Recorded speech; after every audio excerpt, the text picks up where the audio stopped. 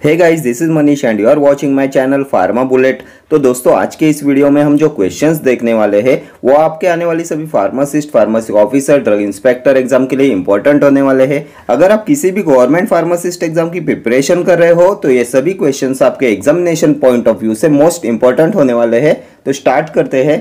Edible oil is used for lubricant, shining agent, anti dusting compound, none of the above. तो क्या होता है edible oil? तो edible oil होता है anti dusting compound. Option C हो जाएगा आपका करेक्ट आंसर। ये लुब्रिकेंट्स होते हैं talc, stearic acid, calcium stearate, zinc stearate, then liquid paraffin, then sodium lauryl sulphate, ये सभी होते हैं लुब्रिकेंट्स। ठीक है, next question. Microcrystalline cellulose is used as diluent, disintegrating agent, binder, all of these. तो क्या होता है माइक्रोक्रिस्टलाइन सेल्यूलोज? तो माइक्रोक्रिस्टलाइन सेल्यूलोज होता है diluent, disintegrating agent and binder also. Option D will be your correct answer, all of these. Then ये diluents भी आपके एग्जामिनेशन पॉइंट ऑफ व्यू से इंपॉर्टेंट है। Diluents are bulk forming agents. ये होते हैं fillers design to make up the required bulk of tablet. And commonly use diluent होता है लैक्टोज। ठीक है, ये भी बहुत बार एग्जाम में पूछा हुआ क्वेश्चन है। Commonly use diluent is lactose. Then disintegrating agents होते हैं microcrystalline cellulose and starch. Binders में आता है gelatin, then tragacanth, acacia, PVP. ठीक है, next question. Which of the following drugs is most commonly used for prophylaxis of migraine? Ergotamine, propranolol, methysergide, sumatriptan. Drug which is most commonly used for prophylaxis of migraine? तो ये होता है propranolol. Option B will be your correct answer. प्रोप्रानोलॉल को use करते हैं for the prophylaxis of migraine. Then which drug undergoes extensive first pass metabolism in liver? तो ये भी होता है propranolol. Then which beta blocker has membrane stabilising activity? तो ये भी होता है प्रोप्रानोलॉल। ठीक है, ये प्रोप्रानोलॉल होता है non selective beta blockers. Propranolol, sotalol, timolol, then pindolol, ये सभी होते हैं नॉन सिलेक्टिव बीटा ब्लॉकर्स। ठीक है, next question. Size reduction of heat sensitive material is done by ball mill, fluid energy mill, cutter mill, hammer mill. Size reduction of heat sensitive material is done bye, तो इसके लिए use किया जाता है fluid energy mill का। Option B will be your correct answer. Size reduction of heat sensitive material is done by fluid energy mill and इसका working principle होता है इम्पैक्ट एंड एट्रिशन। ठीक है, देन मॉल मिल का वर्किंग प्रिंसिपल भी होता है इम्पैक्ट एंड एट्रिशन। कटर मिल का वर्किंग प्रिंसिपल होता है कटिंग एंड हैमर मिल का वर्किंग प्रिंसिपल होता है इम्पैक्ट। देन अभी आप मुझे बताएंगे mill in which no moving part is present. कौन से मिल में मूविंग पार्ट प्रेजेंट नहीं होता? Mill in which no moving part is present, तो ये भी होती है fluid energy mill. Then hardcore drug के पाउडरिंग के लिए यूज करते हैं डिसइंटीग्रेटर का। यह भी बहुत बार एग्जाम में पूछा हुआ क्वेश्चन है। Disintegrator is used for the powdering of hardcore drugs. ठीक है, next question. Erythroblastosis fetalis arises due to the incompatibility in the lymph, blood, synovial fluid, bile. Erythroblastosis fetalis arises due to the incompatibility in the, तो इनमें से किसके incompatibility से होता है erythroblastosis fetalis? तो ये होता है due to incompatibility in the blood. Option B will be your correct answer. ठीक है, then bile juice is secreted by liver and stored in gall bladder. Next question. The registered medical practitioner may terminate a pregnancy under some circumstances when it is not more than 24 weeks old, 20 weeks old, 28 weeks old or 32 weeks old. The registered medical practitioner may terminate the pregnancy under some circumstances when it is not more than, तो ये हो जाएगा 20 weeks। Option B will be your correct answer. अभी आप मुझे बताएंगे medical termination of pregnancy act was passed in कौन से ईयर में बना था? MTP act, medical termination of pregnancy act. तो ये बना था 1971 में। Medical termination of pregnancy act was passed in year 1971। Next question. The licence for manufacture of cosmetics is issued in form number 31, form number 32, form number 31A, form number 32A।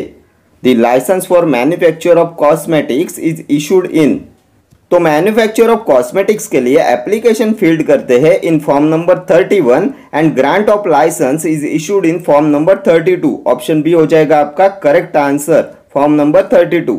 Licence for manufacture of cosmetics is issued in form number 32 and application filled in form number 31। ठीक है, देने 31A and 32A ये होते हैं loan licence के लिए। Loan licence for manufacturing of cosmetics के लिए होते हैं form number 31A and form number 32A। ठीक है, next question, which is correct general labelling requirement for schedule X? Symbol XRX given in red, symbol NRX displayed on the left top corner of the label, symbol XRX displayed on the left top corner of the label, symbol XRX और NRX given in the red। तो इनमें से कौन सी है correct general labelling requirement for schedule x? तो ये schedule x होता है narcotic drug and psychotropic substances के लिए, एनडीपीएस के लिए होता है schedule x, and narcotic drugs के लिए रिक्वायरमेंट होती है एनआरएक्स की, एंड साइकोट्रोपिक सब्सटेंसेस के लिए एंड हेवियर नार्कोटिक्स के लिए रिक्वायरमेंट होती है एक्सआरएक्स की। सो ऑप्शन डी हो जाएगा आपका करेक्ट आंसर, सिंबल एक्सआरएक्स और एनआरएक्स गिवन इन रेड। ये जनरल लेबलिंग रिक्वायरमेंट होती है फॉर शेड्यूल एक्स। देन क्या आप में से कोई बता सकता है एनआरएक्स का फुल फॉर्म? तो एनआरएक्स का फुल फॉर्म होता है न्यू प्रिस्क्रिप्शन। ठीक है, ये भी लास्ट ईयर एग्जाम में पूछा हुआ क्वेश्चन है। एनआरएक्स is new prescription, meaning of NRX is new prescription. Then NDPS Act was passed in the year 1985 and it came into force in 1993. ठीक है, NDPS Act पास हुआ था 1985 में and it came into force in 1993. Then NDPS consultative committee में कितने maximum members present होते हैं? ये भी प्रीवियस ईयर क्वेश्चन है। तो इसमें प्रेजेंट होते हैं 20 मैक्सिमम मेंबर्स। ठीक है, next question, List of drugs which should be used by patient under medical supervision is covered under dash as per Drug and Cosmetic Act. Schedule G, Schedule H, Schedule J, Schedule K। तो इनमें से कौन से schedule में आता है list of drugs which should be used by patient under medical supervision? तो drug to be taken under medical supervision only के लिए होता है schedule G. Option A will be your correct answer. Schedule G में आता है list of drugs which should be used by patient under medical supervision only. ठीक है, and इस पे कॉशन होता है it is dangerous to take this preparation except under medical supervision. ये भी लास्ट ईयर एग्जाम में पूछा हुआ क्वेश्चन है। शेड्यूल जी में जो ड्रग आते हैं उसके ऊपर होता है caution it is dangerous to take this preparation except under medical supervision. ठीक है, शेड्यूल एच होता है लिस्ट ऑफ प्रिस्क्रिप्शन ड्रग्स के लिए। देन शेड्यूल जे में आता है list of diseases which drug cannot claim to cure, incurable diseases के लिए होता है शेड्यूल जे। अभी क्या आप में से कोई बता सकता है शेड्यूल जे में कौन से डिसीजेस और एलिमेंट्स आते हैं? तो इसमें आते हैं blindness, cancer, then diabetes, deafness, glaucoma, then leprosy, TB, ये सभी होते हैं शेड्यूल जे में। Incurable diseases, list of diseases which drug cannot claim to cure. ठीक है, शेड्यूल के में होता है list of drugs exempted from certain manufacturing provisions. ठीक है, देन ये drug and cosmetics act pass हुआ था 1940 में एंड इसके रूल आए थे 1945 में। ठीक है, next question, first pass metabolism is metabolism which take place in the liver, metabolism which takes place in the gastrointestinal tract, the metabolism of a drug that occurs in the route from the gut lumen to the systemic circulation, renal metabolism। First pass metabolism is, तो क्या होता है first pass metabolism? तो ये होता है metabolism of a drug that occurs in route from the gut lumen to the systemic circulation. Option C will be your correct answer. And the drug administered through oral route is most likely to be subjected to the first pass metabolism. ठीक है, next question, PTH is synthesized by, parathormone is synthesized by thyroid gland, parathyroid gland, anterior pituitary, testis in male. तो कहाँ से synthesise होता है PTH, parathormone? तो parathormone is synthesized by parathyroid gland. Option B will be your correct answer. And ये PTH parathormone calcium level regulation में help करता है। ठीक है, देन थायराइड ग्लैंड से सीक्रेट होते हैं T4 thyroxine, T3 triiodothyronine and calcitonin. And ये थायराइड ग्लैंड प्रेजेंट होती है थ्रोट में एंड इसका शेप होता है एच शेप और बटरफ्लाई शेप। ठीक है, एंड इसके पोस्टेरियर वॉल पे प्रेजेंट होती है parathyroid gland. Parathyroid gland present होती है on the posterior wall of the thyroid gland, ठीक है। देन एंटेरियर पिट्यूटरी से सीक्रेट होते हैं growth hormone, prolactin, then luteinizing hormone, follicular stimulating hormone, then adrenocorticotropic hormone, then thyroid stimulating hormone. ये सभी होते हैं एंटीरियर पिट्यूटरी ग्लैंड के hormones. And testosterone is secreted by Leydig's cell in the testis, ठीक है। Next question, a food article obtained from a deceased animal is called as dash food article as per the Prevention of Food Adulteration Act. An adulterated, a misbranded, a spurious, none of the above. A food article obtained from a deceased animal is called as dash food article. तो इसे बोला जाता है an adulterated food article. Option A will be your correct answer. Drug or food containing any filthy, putrid or decomposed substances is called adulterated drug or food. ठीक है। Then ये misbranded होते हैं if it is not labelled in the prescribed manner, and ये spurious होते हैं if it has been substituted wholly or in part by another drug or substances, ठीक है। Then manufacturing, sale and distribution of an adulterated drugs के लिए होता है section 17A। Then manufacturing, sale and distribution of misbranded drugs comes under section 17 and manufacturing, sale and distribution of spurious drugs के लिए होता है सेक्शन 17B, ठीक है। ये सेक्शंस भी आपके एग्जामिनेशन पॉइंट ऑफ व्यू से इंपॉर्टेंट है। Next question, blood group antigen belongs to which of the following class of proteins? Chromoproteins, lipoproteins, nucleoproteins, glycoproteins. Blood group antigen belongs to which of the following class of proteins? तो कौन से proteins में आते हैं blood group antigen? तो blood group antigens, then mucin, ये होते हैं glycoproteins. Option D will be your correct answer. Blood group antigen, blood group proteins and mucin, ये होते हैं ग्लाइकोप्रोटीन्स। क्रोमोप्रोटीन्स में आते हैं हीमोग्लोबिन, देन मायोग्लोबिन। लिपोप्रोटीन होता है लेसिथिन एंड न्यूक्लियोप्रोटीन होता है न्यूक्लियोइड्स, ठीक है। Next question, which of the following drug is not comes under schedule C1? Digitalis, ergot, fish liver oil, opium. तो इनमें से कौन सा शेड्यूल C1 में नहीं आता? Not comes under schedule C1। तो शेड्यूल C एंड C1 होता है बायोलॉजिकल एंड स्पेशल प्रोडक्ट्स के लिए। इनमें से ये C1 होता है for non parental drugs and C होता है फॉर पेरेंटल प्रोडक्ट्स। तो ऑप्शंस में से ये ओपियम शेड्यूल C1 में नहीं आता। Option D will be your correct answer. ये होता है नार्कोटिक, ये आता है शेड्यूल X में। ये digitalis, ergot, fish liver oil, ये सभी आते हैं शेड्यूल C1 में। Digitalis, ergot, fish liver oil and its preparation, then vitamins, antibiotics, then hormones, then non-parenteral vaccines, ये सभी आते हैं शेड्यूल C1 में, ठीक है। Next question, which one of the following is not a live attenuated vaccine? BCG, measles, pertussis, oral polio। इनमें से कौन सा लाइव एटेनुएटेड वैक्सीन नहीं है? Not a live attenuated vaccine.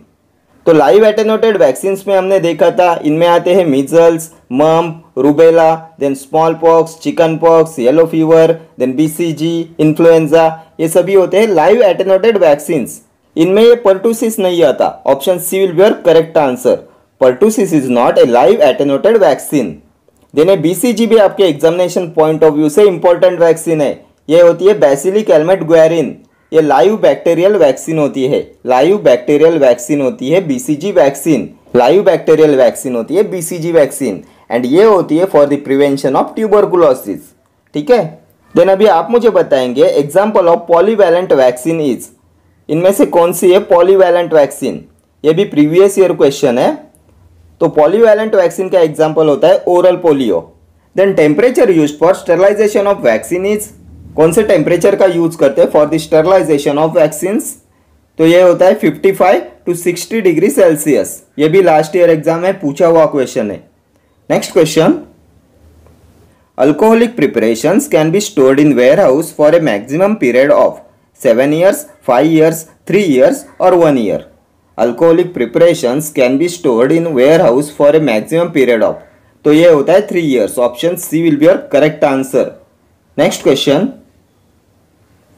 rising creatinine level indicates psoriasis, hypopituitarism, obstructive jaundice, kidney damage। rising creatinine level indicates, तो इनमें से क्या इंडिकेट करती है rising creatinine level? तो ये इंडिकेट करती है kidney damage. Option D will be your correct answer. Next question, which of the following is a heteroglycans? Starch, cellulose, glycogen, hyaluronic acid. इनमें से कौन सा है हेटेरोग्लाइकन्स? तो ये हेटेरोग्लाइकन्स होते हैं हेटेरोपॉलीसैकेराइड्स एंड इनमें आता है heparin and hyaluronic acid. Option D हो जाएगा आपका करेक्ट आंसर। हेटेरोग्लाइकन्स हेटेरोपॉलीसैकेराइड्स होते हैं हेपेरिन एंड हाइलुरोनिक एसिड। ये स्टार्च, सेल्यूलोज, ग्लाइकोजन ये आते हैं होमोपॉलीसैकेराइड्स में। Starch, glycogen, then cellulose, then inulin, dextrin ये सभी होते हैं होमोपॉलीसैकेराइड्स। ठीक है, next question. The minimum space requirement for retail sale license of medicine including the medicine specified in Schedule C and C1. The minimum space requirement for retail sale license of medicines including the medicines specified in Schedule C and C1 is 10 square meter, 15 square meter, 20 square meter, 25 square meter. तो कितना minimum area requirement होता है for retail sale licence of medicine including schedule C and C1? तो इसके लिए requirement होती है 10 square metre area की। Option A will be your correct answer. And इनके होलसेल के लिए रिक्वायरमेंट होती है 15 स्क्वायर मीटर एरिया की। Next question. The normal range of HDL cholesterol in male is 30 to 60 mg per dl, 40 to 60 mg per dl, 120 to 140 mg per dl, 160 to 200 mg per dl. The normal range of HDL cholesterol in male, तो ये होती है 40 to 60 mg per dl। Option B will be your correct answer, 40 to 60 mg per dl। Next question. Which of the following is not an elected member of DTAB, drug technical advisory board? Which of the following is not an elected member of drug technical advisory board? A teacher in pharmacy, pharmaceutical chemistry or pharmacognosy elected by PCI, a teacher in medicine or therapeutics elected by MCI, a pharmacologist elected by ICMR, president medical council of India. इनमें से कौन elected member of DTAB नहीं है? तो सबसे पहले आप मुझे बताएंगे कितने मेंबर्स प्रेजेंट होते हैं ड्रग टेक्निकल एडवाइजरी बोर्ड में? तो इसमें टोटल होते हैं 18 मेंबर्स। इनमें से 8 होते हैं एक्स ऑफिशियो मेंबर, देन 5 होते हैं नॉमिनेटेड मेंबर एंड 5 होते हैं इलेक्टेड मेंबर्स। ये टोटल होते हैं 18 members in drug technical advisory board. इनमें से ये जो 5 इलेक्टेड मेंबर्स होते हैं इनमें एक होता है teacher in pharmacy, pharmaceutical chemistry or pharmacognosy elected by PCI, then एक होता है a teacher in medicine or therapeutics elected by MCI, then एक होता है pharmacologist elected by ICMR, then एक होता है member elected by IPA, Indian pharmaceutical association, and एक होता है member elected by IMA, Indian medical association. ये ऐसे टोटल होते हैं 5 इलेक्टेड मेंबर्स। ये president medical council of India ये इनमें नहीं आता। ऑप्शन डी हो जाएगा आपका correct answer. President medical council of India is not an elected member of DTAB। ये DTAB भी आपके एग्जामिनेशन पॉइंट ऑफ व्यू से मोस्ट इंपॉर्टेंट है। इसमें भी हर एग्जाम में क्वेश्चन पूछा जाता है। यह होता है drug technical advisory board and DTAB is constituted by central government and DTAB is reconstituted every 3 years। ये भी बहुत बार एग्जाम में पूछा हुआ है। DTAB is reconstituted every 3 years।